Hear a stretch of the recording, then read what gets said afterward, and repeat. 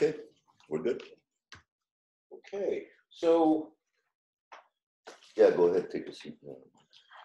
the way we're going to do this is largely this is a structured conversation where CalExit likes to bring independence leaders from around the world together. So recently we had a panel discussion with independence leaders from Alberta, Canada, Dave Bjorkman, dialoguing with Jay Arias from the Baja Independence Movement, or El Movimiento de Independencia de Baja California, and CalExit, which was a very popular video because these independence movements in different countries had not talked to each other. So we thought, let's do it again. And so today, CalExit has brought together leaders of Hawaii independence, or Hawaii sovereignty, and Vermont independence, or what's known as the Second Vermont Republic. Daniel's going to lead the interview. What we'd like to do is Daniel's going to walk through. Jim, if you'd quickly introduce who you are and your movement for a few minutes, and then we're going to go to Poka, and Poka will introduce who he is and his movement. And really what we'd like to have is a dialogue on the way different independence movements are trying to pursue independence and have a cross talk. So for the first time ever captured on film, we have people from Hawaii independence talking to Vermont independence, and hey, that's an interesting idea, or have you thought about this? And then Vermont independence saying, hey, Hawaii sovereignty, that's interesting that you brought that up. Kind of a cross-pollination. When we did that with Baja and Alberta, people loved it because that had never been filmed before. These independence movements have never talked, and they were actually comparing strategies.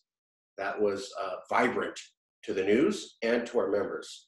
So Daniel, if you'd lead everybody through doing an introduction for themselves. Yeah, if you could just introduce yourself and give us a little bit about your movement, what you're advocating, and also, like we said, we're going to talk back and forth.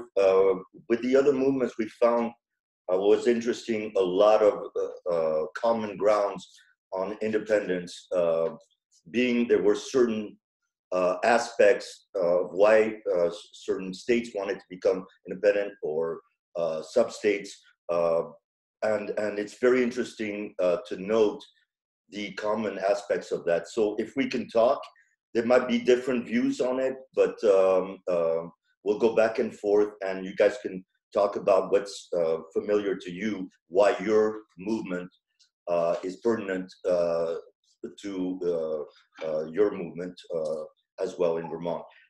So please start with introducing yourself, and we'll go on from there. Thank you. Just one question about the sound. Often there is a freezing of the sound and a sort of a pixelation of the sound, so I don't hear everything you're saying. Oh, okay. And so I just want to make sure that you're CalExit. You're a representative of CalExit. Exactly. Yes. And what was your name? You just broke up a little bit. Yes, what's your name? Oh. Yeah, the sound, I can't hear you now. The sound is breaking up on my end. Can you hear now, or can you hear some still? Can you hear me talking? Or I can hear words in between words. So anyway, at least we have it straight. CalExit and Hawaii. Right. And Marcus. And Marcus is a part of CalExit, or just an observer? I'm part of CalExit, and so is Daniel. Daniel Costa and Marcus Ruiz-Evans with CalExit, and Poka Lanui. Your other name? Oh, that's fine. And also known as from Hawaii. Right. The Vermont independence movement is it's an anti-imperialist movement. It is a community movement. And we actually wrote a book about the whole thing. And it's an effort to help bring power to small farmers, small business people, individuals who are otherwise, in a way, oppressed by centralization and, if you will, war, taking it all the way up to the other end. And the name of the book is called Most likely to secede. I don't know if that comes out backwards. I like that. For That's your audience. very good. Most likely to succeed, and it's the product are currently involved in the Vermont secession movement are they're long-haired PhD egghead types.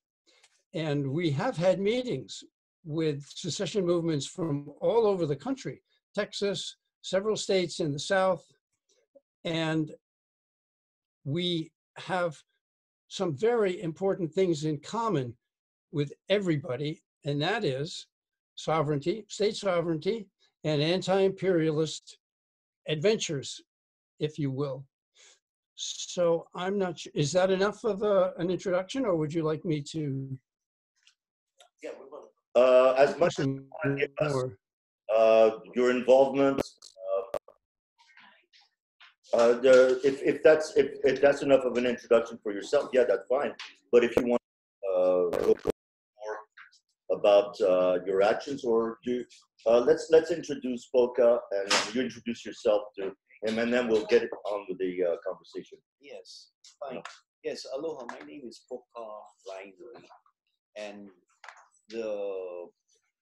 I don't know if it's appropriate to call it a movement. It's a continuity of the Hawaiian nation, which dates back prior to King Kamehameha. That goes back to about 1780.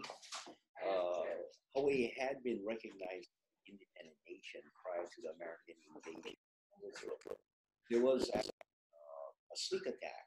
We often talk about December 7th when the Japanese attacked Hawaii and attacked Pearl Harbor. Well, in 1893, the Americans conducted a sneak attack,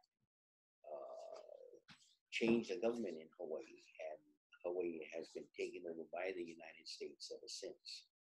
The terms that we often use when we talk about, some people would call it secession, other people would call it liberation. I use the term liberation because secession assumes an appropriate taking.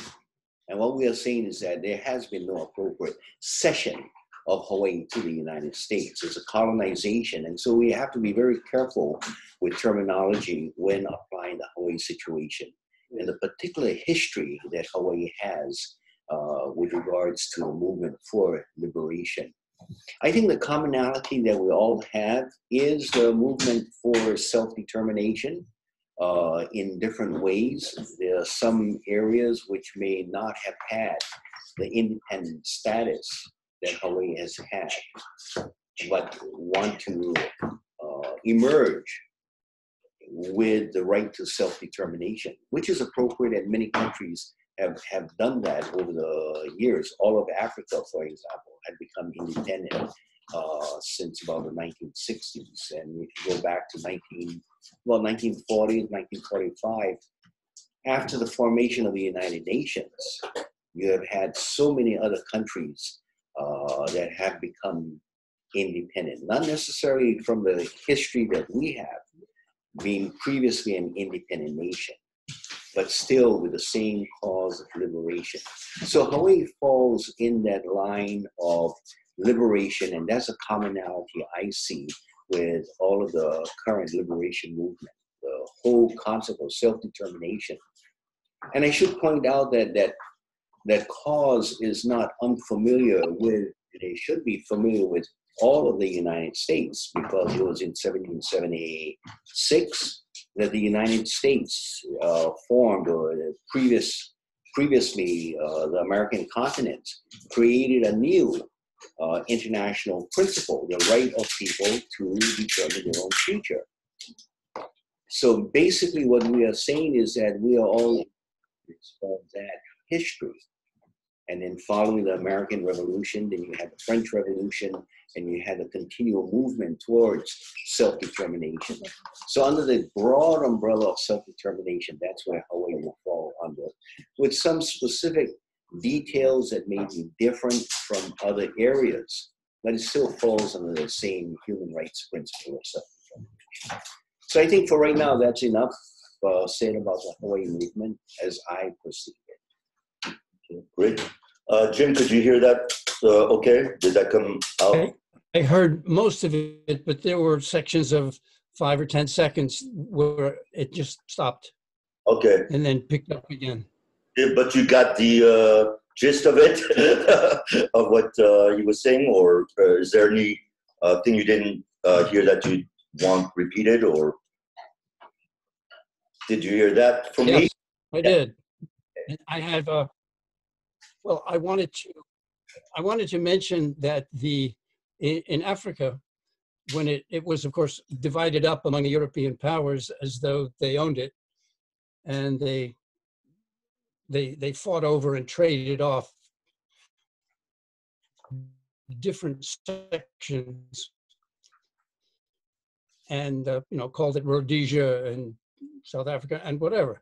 When they gained political independence, and I think this is a very important issue, they did not gain sovereignty because they were still under the thumb of the international bankers, the IMF, the European central banks, who devised ways to steal their resources. The Brits stole South African gold. There was South African mineral African mineral deposits in Congo and all over Africa. And so these natural resources have been exploited. If the countries were truly free and sovereign, there would probably, I don't know, I mean, there could have just been outright war, slaughter, like there was in Iraq, to obtain what the Western powers wanted to obtain. But our movements all agree that that is evil, and by seceding and dividing things up, you could actually prevent that, because then you prevent the centralization of the money powers. Without that, they couldn't do any of this. So by breaking that up, you also stymie, at least, or curtail the central powers from stealing the resources that they have traditionally stolen from the rest of the world. Great. So That's great, Jim. And that's what I would have to add about what happened to Africa, not to mention the Middle East. right, and Jim, and I'm going to have both of you answer first. You, Jim, what are you mentioned some general grievances with being part of a bigger nation that's not leaving us enough autonomy within our states. What are your particular grievances in Vermont against the U.S. government? Why is it that you have come to the drastic, just like us, California, the drastic realization that we need, that there's nothing less than secession, because a lot of us feel that the system is broken, the White House, the administration, but not because of Trump particularly, but because it's been over decades leading to this. So I just wanted you to touch on that, and Poka after that. What are your particulars in Vermont of your grievances against the U.S. complex? All right. Now, no matter who the president is, these grievances apply. Right. The way. So this is a bipartisan, from my point of view, imperialism. And number two, I think I may lean toward this grievance more than some of the others in the movement, but that's not important. That is the Wall Street central bank cartel that actually has put its. Hello? Let me. Oh, is that you? I'll just. There. And Where that was they have their footprint and their fingerprints and their teeth and their heels over everything that happens in Vermont. I have fought for a state bank for years, just like the Bank of North Dakota, which is, as you know, the only state bank Actually, Jim, in just, the, just among others. California just voted in the measure for a state bank in California. Yes, it did. There's a story behind that that I find interesting. You have always had that in your constitution and never done anything about it, but now it's come to the fore, and there seem to be, you know, Ellen Brown and company are working hard to bring that to fruition. Right. And we all cheer that move and hope it's successful. In Vermont, we had great success with the legislature. I was in committee with them. We won 5-1. I think it was in government ops, and 6-1, I think, in finance. And then lo and behold, there was a power behind the legislature that prevented the bill from going to the next committee. State bank, it was just for a study about a state bank, and it was stopped in its tracks by the treasurer and the chair of the previous committee, and it never made it to the next committee, which I can say firsthand because I was there. I heard the arguments, I saw the votes, and I spoke to the chair of the committee it was supposed to go to, and she said it never got passed on to my committee. So that are the which countries are going to be attacked. They control the constabulary that does the attacking. And so, as I said, there was a movie made about me that you may have seen called, I think, Jim Hogue, the Vermont Secessionist. It was made by a Dutch film company. And I said, I do not wish to be part of a country that is controlled by a brokerage firm. I also said, I don't wish to be part of a country that attacks itself. And I am thereby referring to 9/11, to the 9/11 attacks, which were at least halfway apart an inside job. So those are two. So my major objection is a monetary one. Who creates the money and what do you get to do with it? If you are a smaller entity, Guernsey, by the way, has its own sovereign currency, you can at least make some inroads in that direction. California has just done so. Thank you for reminding me. And so between imperialism and central banking, which is a form of imperialism, those are my two big objections. But what we have done in Most Likely to Succeed, we have published,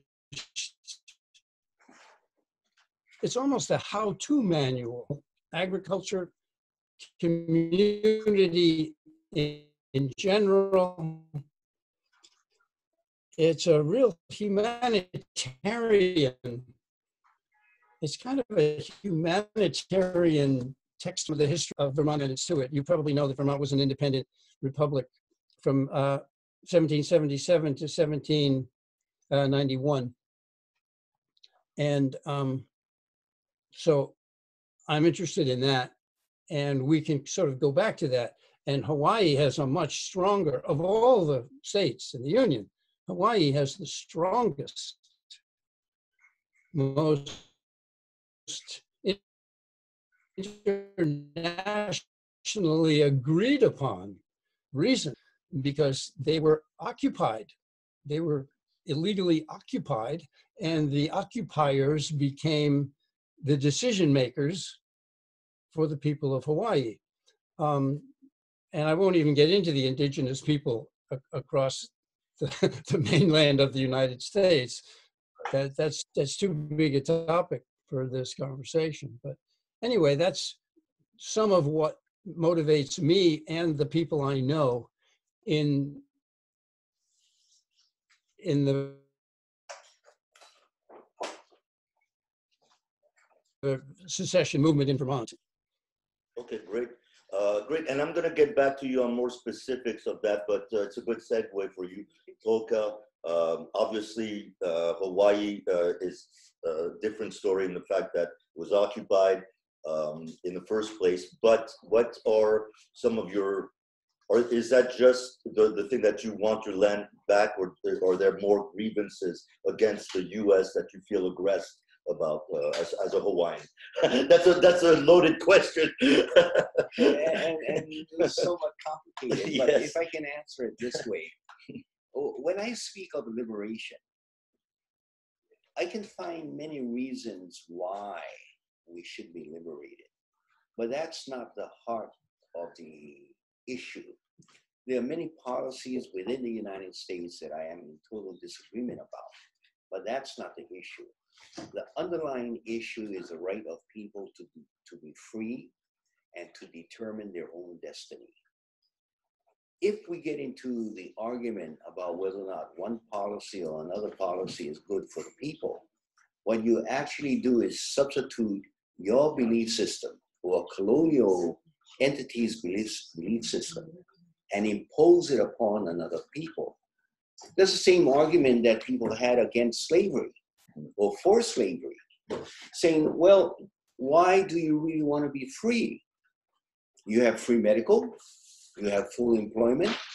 We send a doctor down to the plantation every year, and we examine all the people for free. You have all of these benefits. But that's not the issue. The issue is freedom. The issue is independence. The issue is self-determination. At the present time, Hawaii does not have self-determination from a position that we had prior to the American, and it's not merely occupation. Occupation is defined as the taking over or the possession of a territory during a period of war or during a period of conflict. What the Americans have done is they have colonized the area. They have taken over the government. They have wiped out the whole structure of government. They have seeped into every area of life in Hawaii. The language has been changed. The economic system has been changed. The health system, the education system, all of these things have been changed so deeply that it is colonization, nothing less than that. So to pretend that it's merely occupation, something similar to what the Germans had done in France when you had an underlying government still operating, but the Germans were occupying one aspect of it. The United States has been so totally complete in Hawaii, and not only in Hawaii, in many of the native nations in the United States as well. So it is colonization and nothing less than that. And so what I'm saying is that all people have the right to self-determination. All people have the right to find themselves. It's already been established by international law, by the creation of the United Nations and all of the many declarations of rights of people. All people have the right to self-determination. And so we don't need to go through the particulars of the Donald Trumps that we do not agree with, or the banking system that we do not agree with, or any of those details. But just to say that we identify as a particular people, we have a basis for it, this is a desire of the people, and we expect to be, for our case, to be restored to the status that we had been previously. At the present time, we are an island reality, overcome by a continental mentality. A continent that is 2,500 miles across an ocean. And they are using a continental mentality to govern over our island reality. There was a people back about 1776 who said, why should we, a continental reality, be controlled by an island mentality across the Atlantic Ocean, about 2,000, 2,500 miles away? They don't understand our situation. Our people are different. Their expectations are different from ours. And under the principle of self-determination, we have the right to break away, even though they had created our nation, although we are part of, or we had been part of that mother country, we have the right of self-determination. Today in Hawaii, we are simply reversing that argument and saying that, do we, as an island reality, have the right to say that we never wanted the marriage? We were forced into that marriage, and we are insisting on a divorce, the separation. So that's essentially the major aspect of it. And there are many more details. I do not agree that the United States Constitution should govern over us. They determine our international relations. They have taken up 1/3 of the Hawaii Islands for military purposes. We are the most militarized area in the world. We are the early warning system for the United States of America. And so many years ago, on December 7, 1941, we were proof that the outbasing strategy of the United States to outbase and find somewhere else to bring the attack, so that when this outbase is attacked, they can claim that, oh, it's American territory, and therefore we are now brought into the war. So we were being used as a patsy for the United States government, because Roosevelt actually wanted to get into the war in the Second World War with Germany, but couldn't get the United States Congress to pull us into that war. So he had to go through the back door and force Japan to attack Hawaii. They did. Then the United States was able to get into the Second World War through Japan and eventually into Europe. But we were used as a scapegoat for that purpose.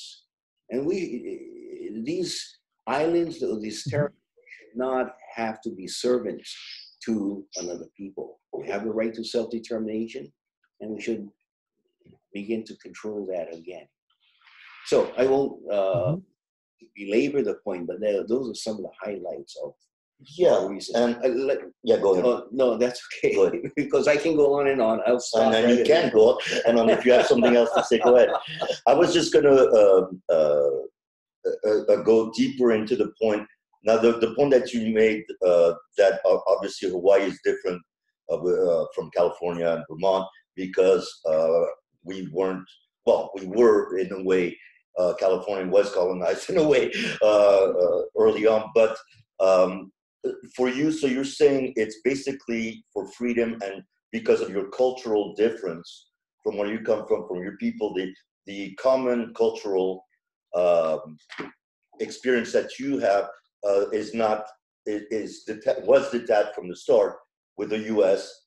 You were taken over, and it was a different, as far as the freedom that you wanted, the independence and everything is mostly a cultural thing that you didn't want. You didn't want to be occupied in the first place, and you still don't. But I want to push you, and I'm going to ask Jim the same thing. You kind of backed away from let's not blame administrations, not blame banking, let's not blame this. But and you alluded to a bad marriage. The thing is you were forced into a marriage, but the reason it's a bad marriage is because first of all your culture is being taken over by that, but also we have an aggressive government we've had and I'm not talking about Trump administration and stuff, but an invasive government now that wants to get into states, into Hawaii, into Vermont, into this, and we do not agree with those policies in general. What do you think? Is there any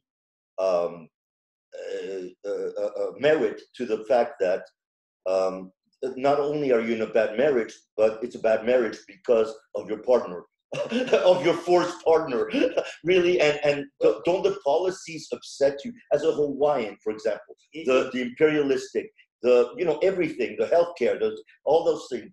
Doesn't that bother you?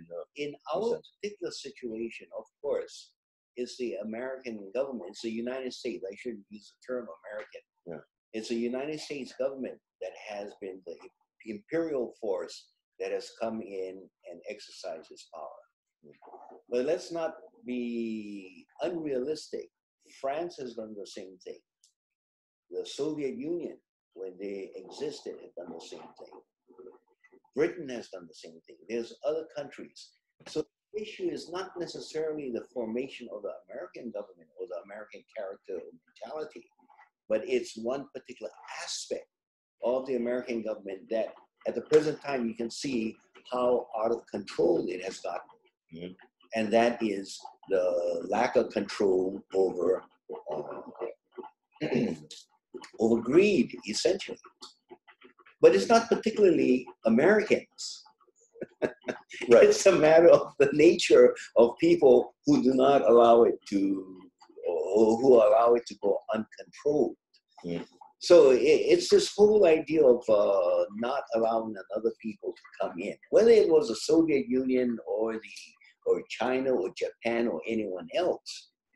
The fundamental principle is still the same, and so that's it. The Americans cannot claim exceptionalism, that they are exempt from the rules of human rights. You know, they too need to be held to the same standard. Which in somewhat defines, and I'm going to go back to Jim, on the imperialistic nature of what the U.S. has become. You know, you can't deny that by definition, we are an imperialistic society. You were talking about occupation. We're occupying Iraq, Afghanistan. We're still there. I mean, and that's basically imperialistic.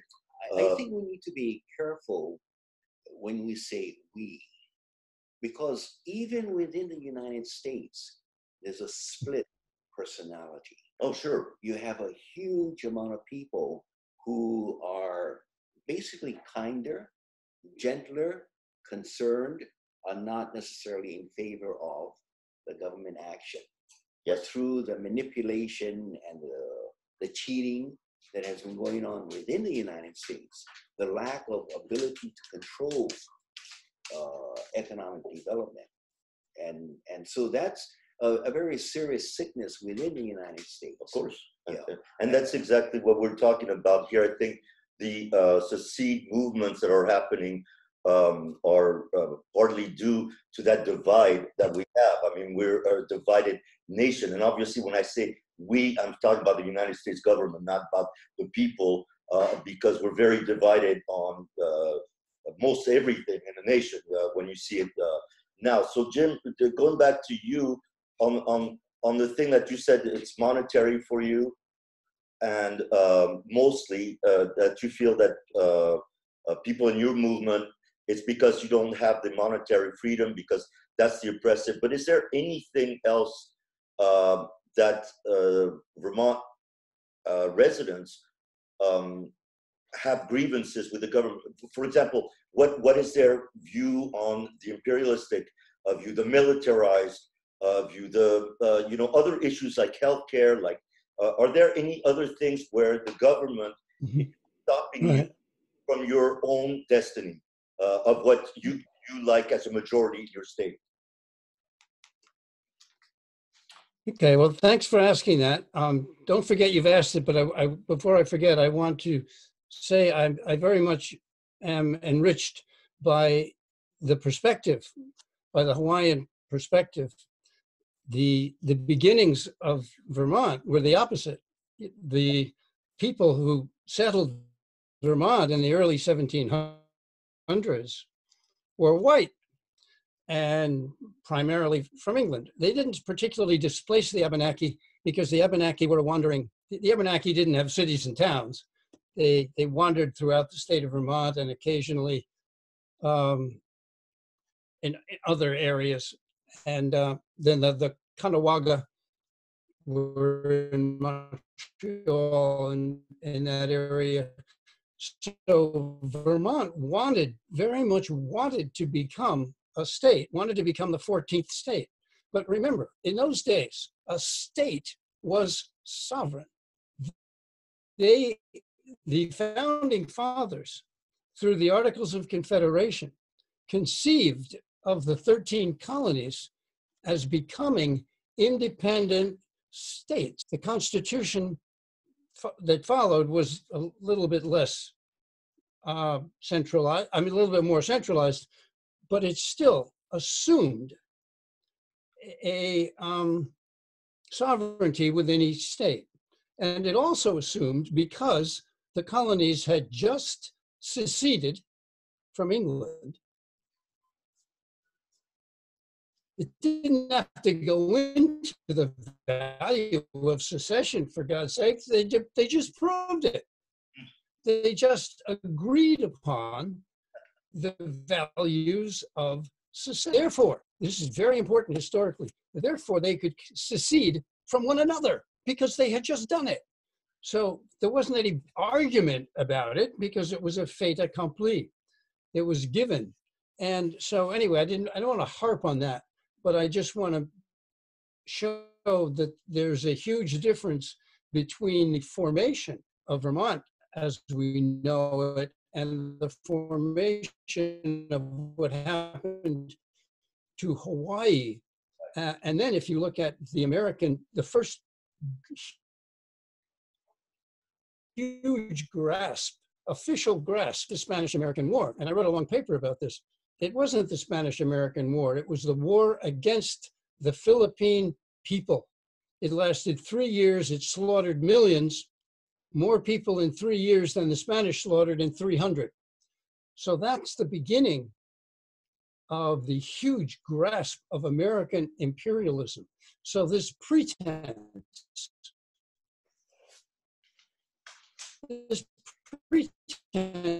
of Americans freeing people is the gigantic lie that Americans believe to this day. I don't like to say Americans are so stupid, but I could say Americans are so gullible that they actually believe that American imperialism is American welfare for the whole world. And it's outright, straight theft, pillage, and destruction. There isn't a whole lot of good stuff that goes along with that. But the little bit of good that there is, that's what gets trumpeted throughout history as, oh, Americans mean well. They just make mistakes. The Vietnam War is considered by most people, especially in the peace movement, as a mistake. Well, damn it, it wasn't a mistake for the bankers.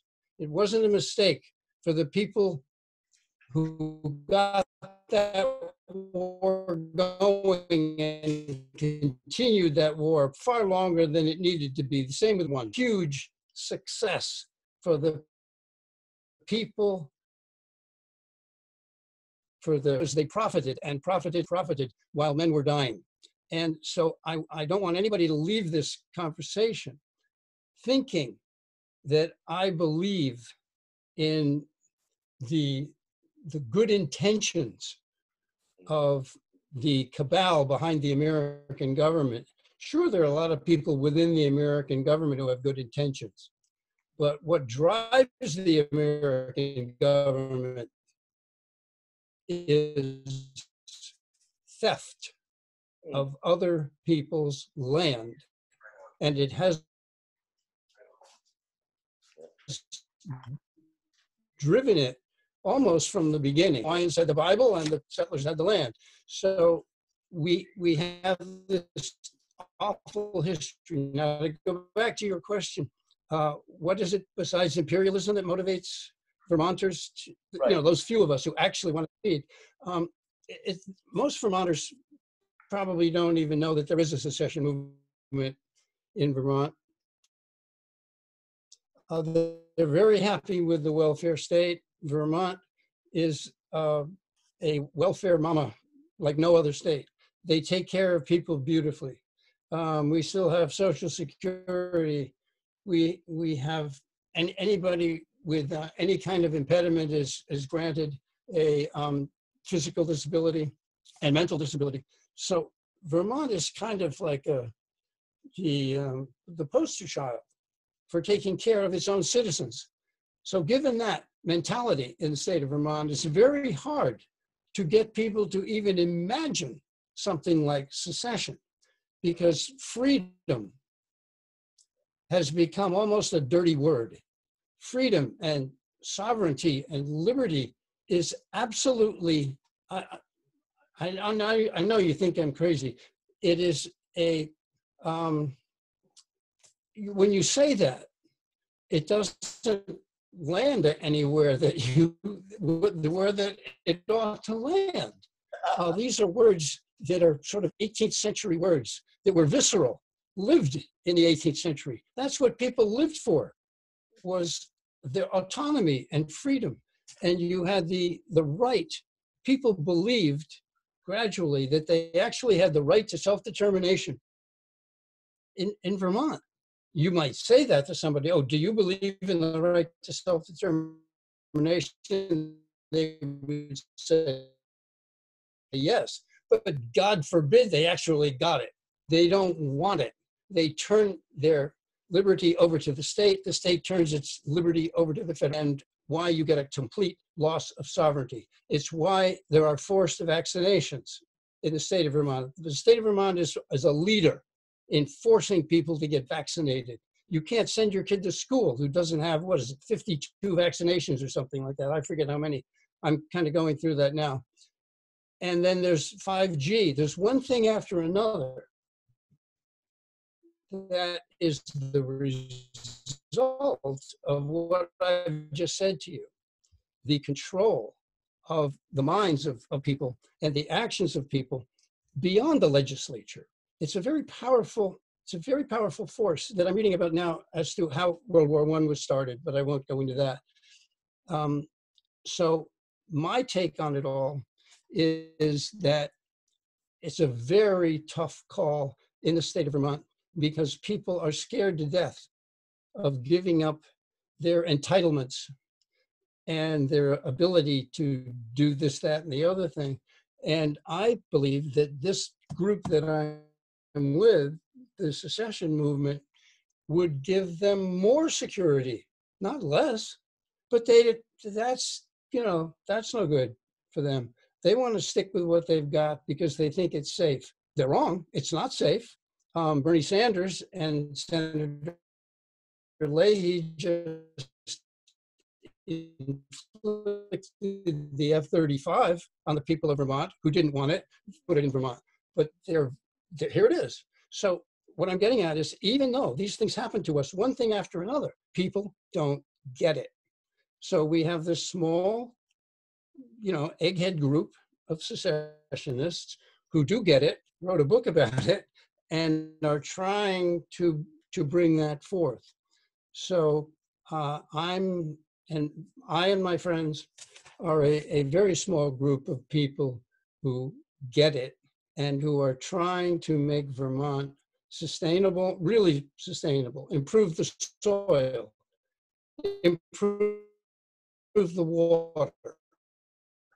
Nobody argues with that. Let's improve the soil, let's improve the water. They'll do it.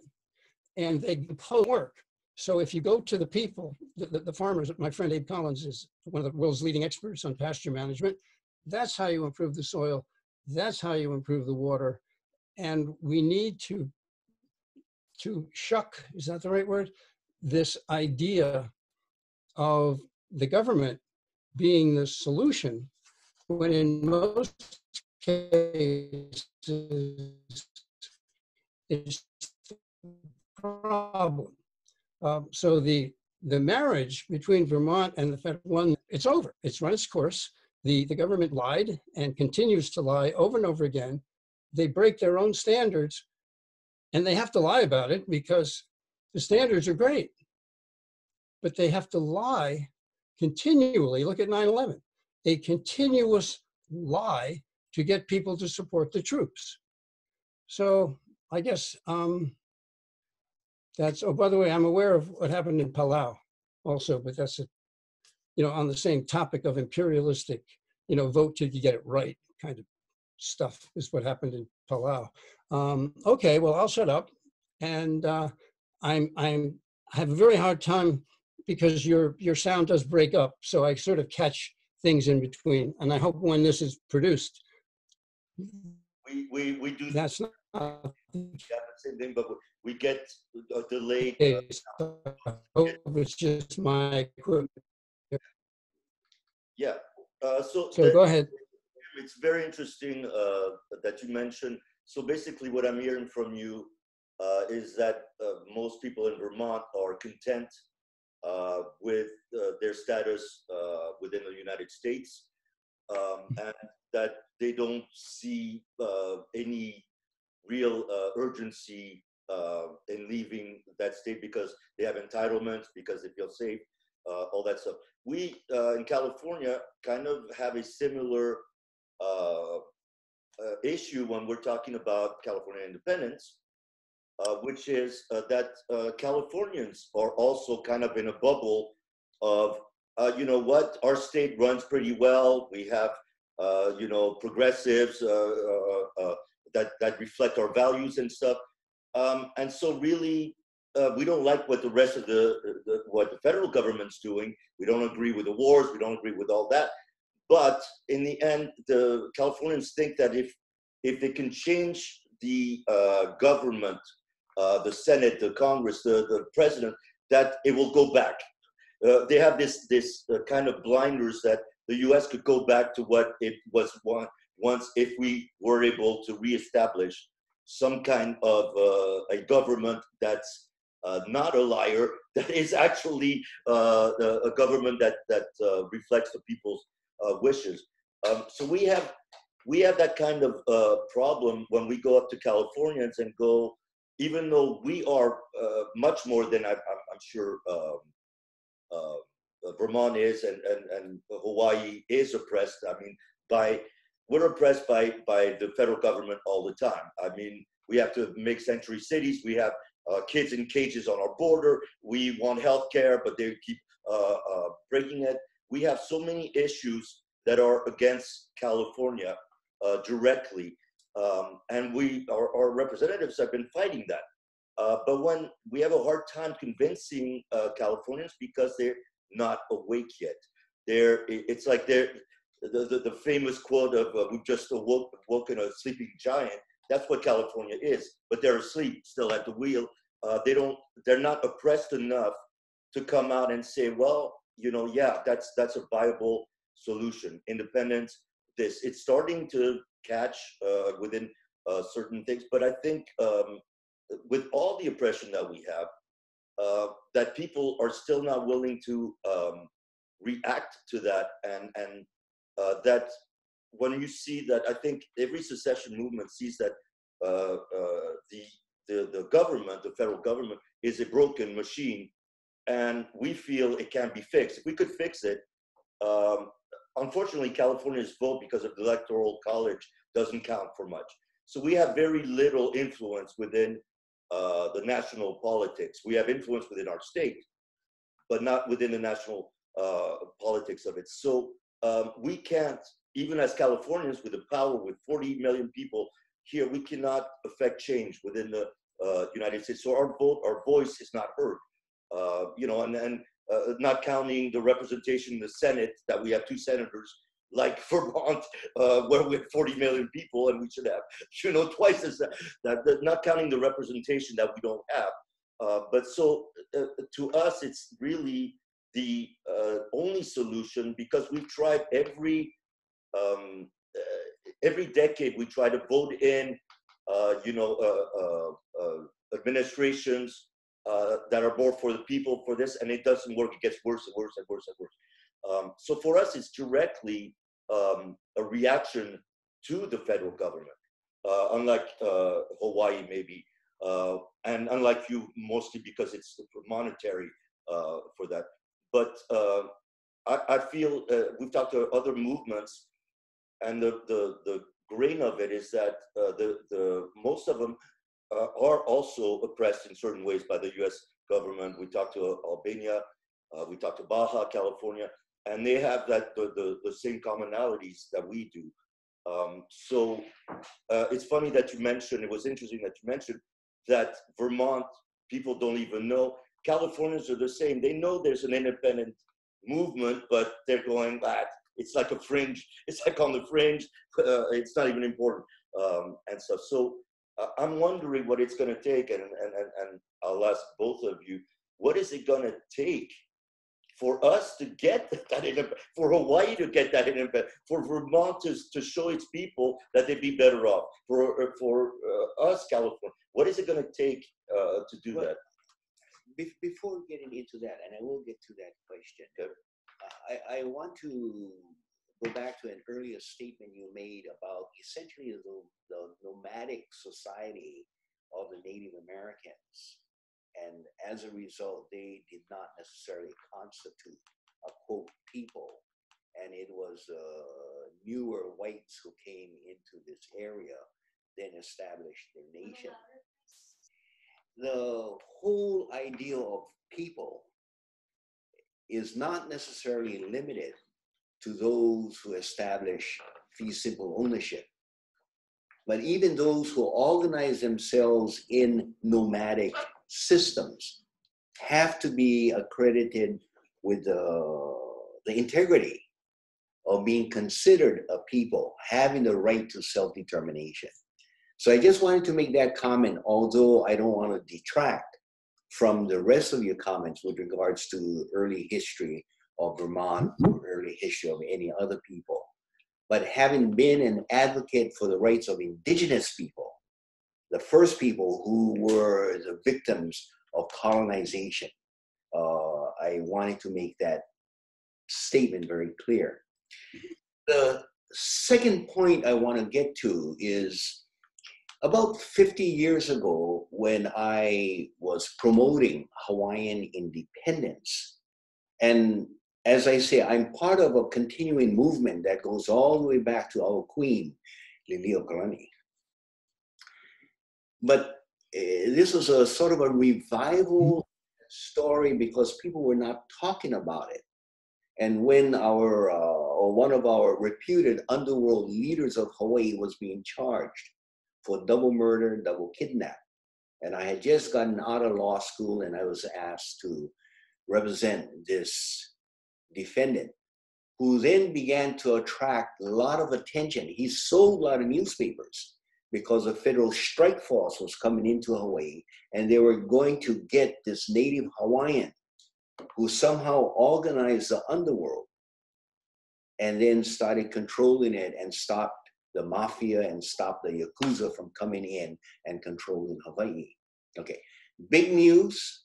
They wanted to get after him. When he was charged with double murder, double kidnap, the prosecutor says on a certain day at a certain time you did kidnap and murder these two people. How do you plead? Guilty or not guilty? I responded for him because he was in federal prison in Washington State. And I said, we refuse to dignify this court by even answering to your charges. In fact, we ask, who are the real criminals in this court? We are not Americans, we are Hawaiian nationals. Okay. So what we did at that point, because previous to that, people didn't understand the history of Hawaii. People weren't talking about the overthrow. We were supposed to be the 50th state and we're moving along with being the 50th state. Dan Inouye, our senator, was collecting a lot of money, bringing it back into Hawaii, and all of those reasons why we were lucky to be a state of the United States of America. So then we had to begin that process of education, of conscientizing, to show people that there is hope for an independent nation. I remember going into one of our taro fields and talking with a white guy who moved to Hawaii. He had no idea of the sovereignty movement, but he was saying, and he was a leader of the anti-nuclear movement in Hawaii. And he said, I don't understand sovereignty, but I don't think the United States should be allowed to bring nuclear weapons in Hawaii and use Hawaii as a doorway into the Pacific so that we can nuclearize the Pacific. It was my responsibility to show him that the sovereignty question affects his interest. There are many other people who are saying we are sick and tired of the way the environment is being controlled or not controlled. It's going wild and we're destroying the environment. People who are not involved in the sovereignty movement. It's my responsibility to show that the sovereignty movement affects issues of environmental conservation. It's my responsibility to show all of these movements how sovereignty is so massive. It's not only the question of these business people or the economists or the thieves or any particular policy, but it's so massive that if we are going to take control over our system, the issue is not band-aids in one or another area. The issue is to change the whole shebang. But people are not familiar with what the basis for it. And so what I've tried to develop is a very particular step or stages of decolonization. If we try to grab and eat the whole meal in one bite, we can't do it. So what I try to do is break it up into segments. And so what I talk about is the 5 stages of decolonization. First stage is a stage of recovery and rediscovery. The same things that we have just been talking about. What is the early history? What is the legitimacy of being taken in to the United States? And in our particular case, we have a particular history. We can talk about the theft, the illegality, the violation of our human rights.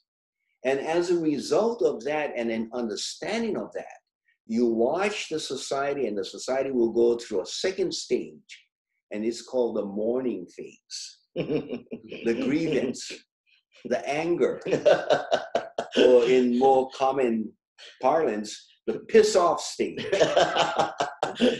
and then we enter into, and it's a dangerous stage because then we get stuck into what I call the awfulizing, the moaning. Oh, poor us, look at our condition because Americans have done this and done that. But that's a natural stage. It's a natural phenomenon. Yeah. So anyone who has suffered from a crime is going to go through that stage. And then you build that energy, that anger. But it's a negative anger because what you are looking for is a solution that only will resolve the historical injustice. And you cannot build nations based on historical injustice. You have to do far more than that. And so you come to the third stage. And that third stage is a dreaming stage. You still continue with the vigor, the anger, the passion.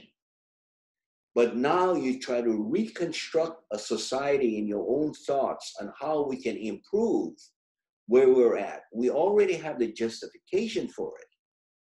But how is the changed society going to improve today's condition and allow people to join in this prophetizing of what a future, an independent future can be? Let them begin to actually see, to feel.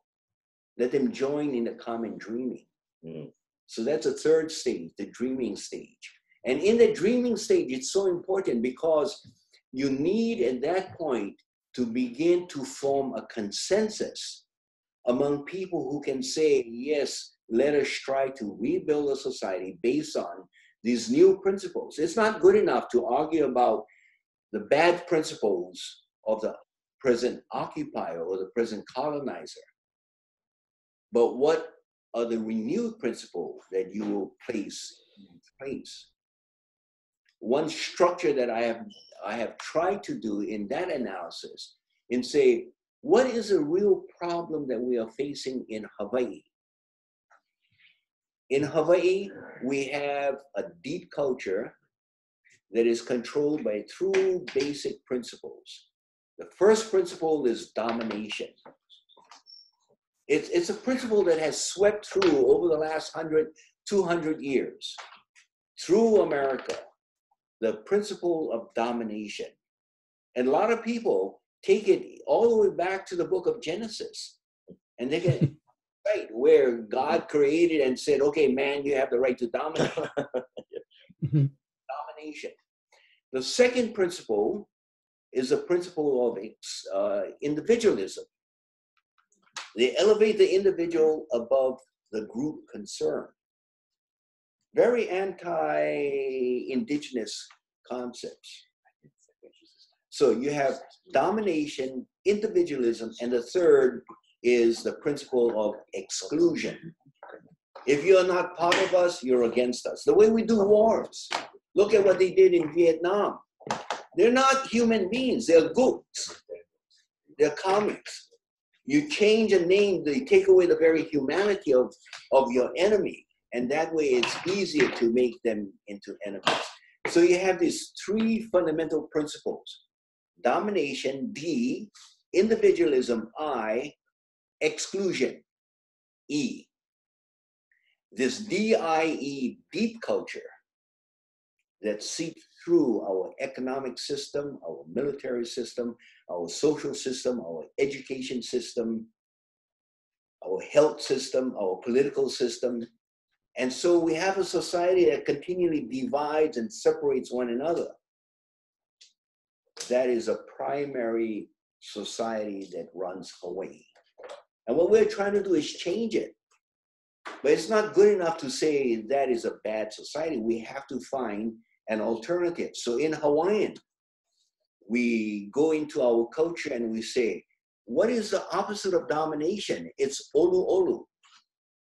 It's to work with other people. We can still disagree, but not to the extent of conquest or overcoming. I had an interview with Desmond Tutu. And I brought up the idea that isn't this where it all comes from the Bible? He said, no, brother, you're reading it wrong. I said, what do you mean? That's what the Bible says. That's what the term says. That's what the literature says. He says, no, you're reading it wrong. I said, what's so wrong about it? He says, you have to read it with a God-like, loving sense. So even that interpretation, you cannot just take the literal redneck Bible-thumping people. You have to read it with the idea of the godliness. What is he saying? He's saying the culture needs to switch. The language may be the same, but how you interpret and how you carry it out. In Hawaiian, it's olu olu. To be kind, to be gentle. You can still have competition, but be caring. The next one, individualism. We always talk about lokahi, working together, supporting one another. Yes, there is still individualism within the society, but let us not get carried away so that the individual can overcome the care of the group. So these are different values. It's lokahi. Instead of exclusion, it's always a concept of aloha, to be inclusive with a sense of caring, sharing. So instead of the DIE, deep culture, we have OLA. In Hawaiian, ola. It means life. It means health. So what we need to do is have people begin to imagine that we can control a society. Not necessarily by changing the government or changing the individuals, but changing the deep culture so that when we change, everything switches. And that is the real revolution that can come about. Now, if you can build people's dreams around these concepts. 1 minute?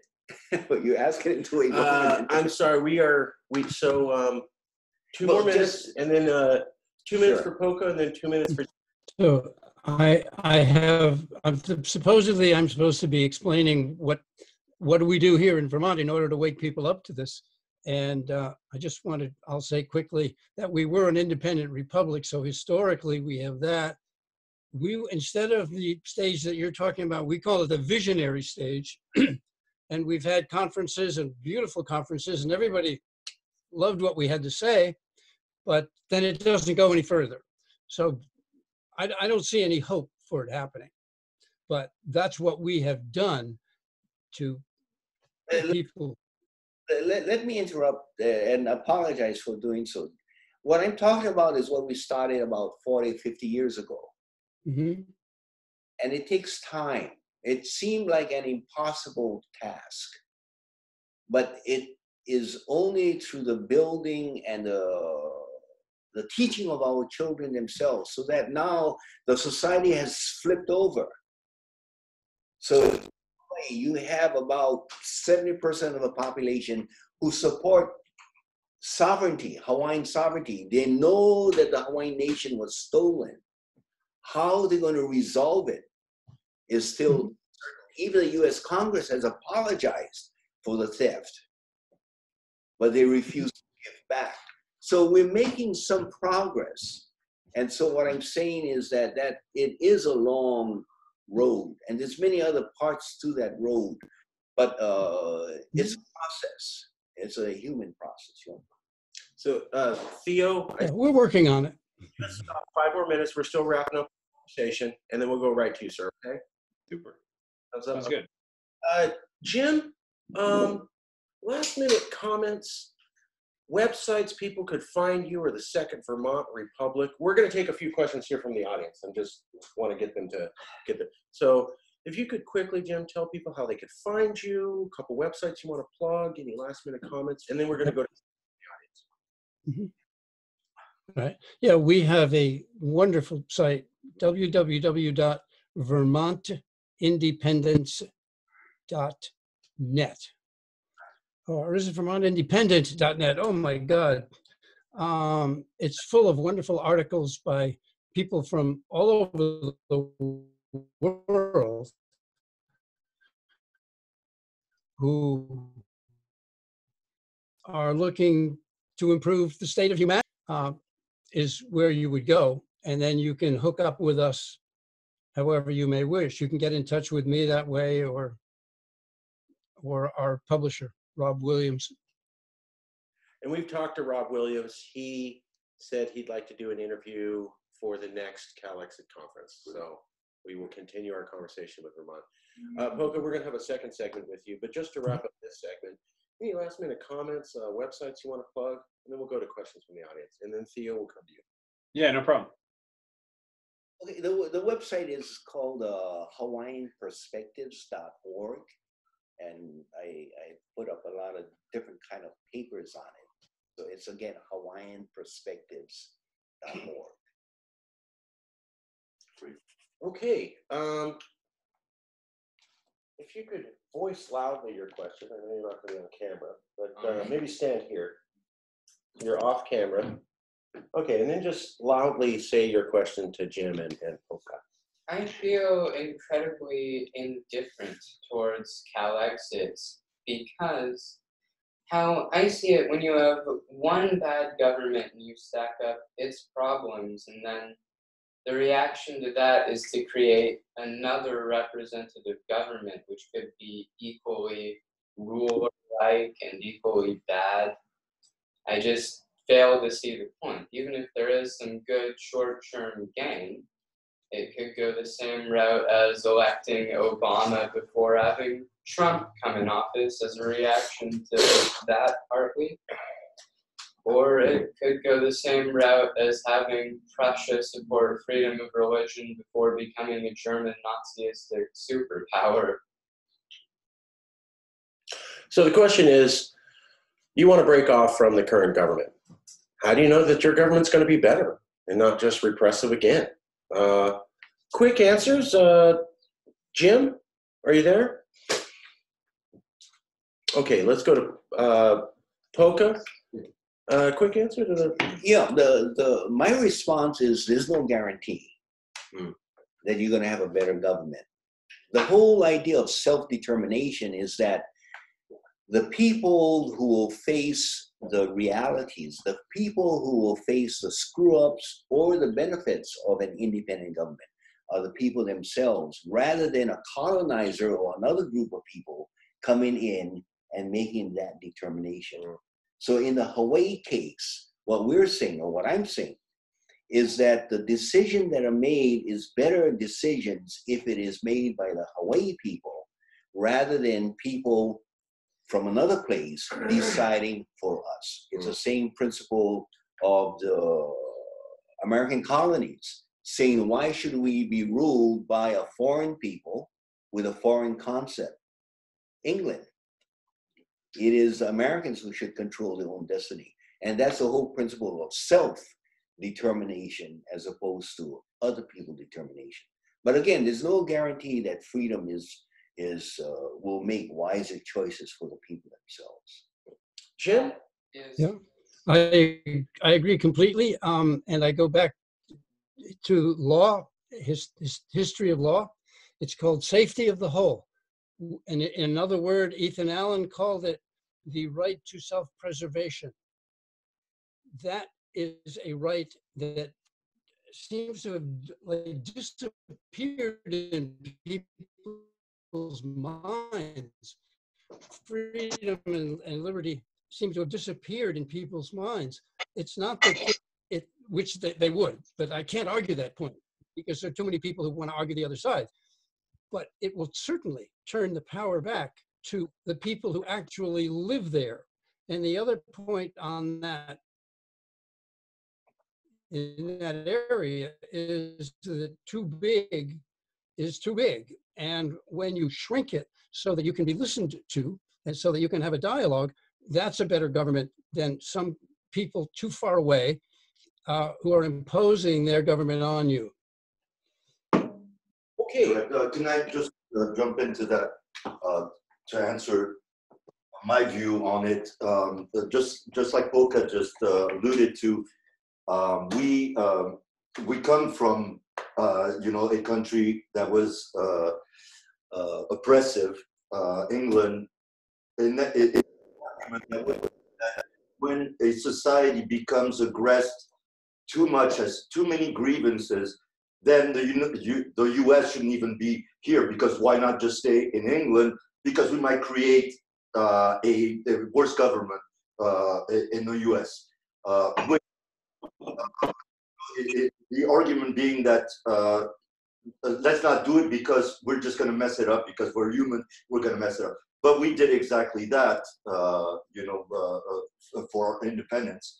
It turned out okay. But what happens in society is that it goes too far, too extreme. There's oppression, there's cultural divide. And throughout the history of the U.S. for independent California, concerned, we're very different culture than the rest of America. So let's not forget that. And we're oppressed just the same way.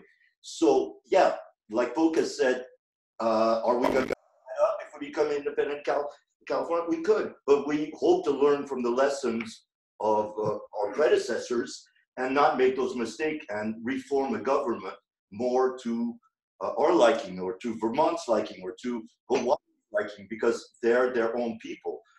And when a system becomes so big, like the United States, where culturally it's divided, then I think the argument of not trying to get a better government is a false one, in that sense that you can't say, I'm not going to try something because I may make a mistake. Basically, you have to try it. So that's my view on it as far as that. But I'll let you guys. Yeah, just so in 5 minutes total, because Theo's being very patient with us. So okay, if we could wrap up the questions. So we're going to go to other audience questions, and then quick questions, quick answers. Yes. Well, just to respond to Cody's question, because that's a really valuable question to us. How do we guarantee we're going to be different from what we're coming out of? Well, we have a couple of things. One that we're doing and one that we could do. The thing that we already do, not just in California, but in other U.S. states, is direct democracy via the initiative, referendum, and recall. Okay, the U.S. government doesn't have that. Right now, they're fighting in France for that. Okay. Some other U.S. states already have that, where we can ourselves, which we can make binding parts should the need arise of our Constitution. Try doing that in the US. Good point. At the federal level. So we have that measure of direct democracy. But there's the other question of the relation between direct democracy and representative democracy. And on our a number of our sovereign indigenous nations, they recuperate their sovereignty. One of the things they do is to hold a general assembly of that entire nation, which, because they're small, they can do. And then between sessions of that GA, you have the executive council at work. And that executive council is extremely constrained in what it can do by the GA. If there's something where they have a question about it, then they reconvene another GA. We can do the same thing. I mean, we have as many people as Canada, and when our country is reunified, we'll have more, but we can do the same thing. Cool. Okay, last minute comments. We got 2 minutes to go, and then we got to do Theo. Jay, I see you. Thanks, Jay Arias from Baja Independence. On the screen, Jay, we will ask you to be joining us again really soon with Matt's presentation, but we're going to have to wrap up this international panel. I'm sorry, and then do an interview with Theo Slater from the CMP. So last minute questions from the audience. I just want the same question I always ask everyone from different states. What is your opinion on California independence? Do you see any negatives as far that you would be affected by?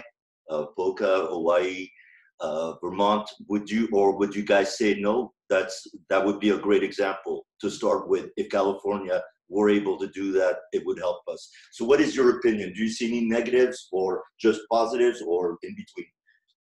Go ahead, Jim.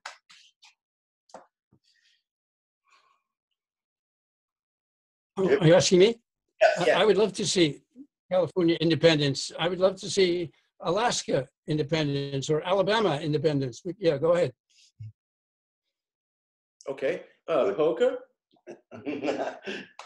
I think there's two views. The first is that first you have to identify who the people of California are and make sure that it is their wish to become independent. I believe that the downfall of the American empire would be a good thing, because it's not just a downfall of the American empire, but the next question, and then what? I believe that only through the downfall of the American empire will the United States of America be a better neighbor. Learn that this ideal of exceptionalism for the United States does not cut it. The United States need to abide by all of the rules that every other society should be abiding by. And so if peoples within the United States are saying, we're dissatisfied, we need to break away because we don't like the way the United States operates, that may change the whole course of the United States and all of its major policies that have been talked about. So for that reason, I think it would be good. Beautiful. Okay, we're going to conclude this segment. I just want to say, Jay Arias from Baja Independence, thanks for joining. Unfortunately, we've got to cut this segment short. Jay, please come back in 30 minutes for a presentation with you and Matt. So 30 minutes, come back on Zoom. We're going to go to Theo. So, Jim, I got to say goodbye, sir. Thank you. We will put this on YouTube and send it out. So, Jim, if you could go off of Zoom, and Jay, if you could go off Zoom, sorry. It's okay. I'm just testing my environment here. Okay. All right. We'll talk to you soon. All right. Thank you. All right. Bye, Jim. Thanks, Bye, Jim. Jay. Thanks so much, Jim, for your time. Theo, give me a second to get the cameras rebooted, and we'll start the whole thing over again. Sounds good. 1 minute, and we'll get everything together. Okay. So, Should I keep rolling or should I stop? No, I'm going to. Jim, we need you to leave the meeting, sir. Yes, if you could stop your camera. Yeah. And keep everything the same. We're just going to have Theo as And the main. okay, guys, we're coming back. Just coming back real quick. Shall I remove myself?